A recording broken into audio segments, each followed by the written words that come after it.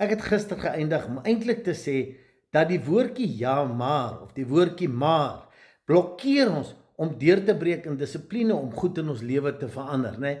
Want elke keer as ek gekonfronteer word met 'n situasie en ek weet ek moet hier aan ander gee, ek moet verander, maar ek wil nie, dan sê ek ja, maar onthou. En alles wat ek dan sê is maar net 'n verskoning dat ek dit nie hoef te doen nie. Met ander woorde, alles wat ek na ja maar of na maar sê, kanselleer uit wat ek voor het gesê het. En ek en jy moet onthou, ons is verantwoordelik vir ons eie emosionele groei. En alles in die lewe bestaan uit die emosionele. En dis hoekom ons weet baie keer wat om te doen, maar ons wil nie. En dis hoekom die brein sal ons hou in ons comfort zone. Die brein wil nie verander nie.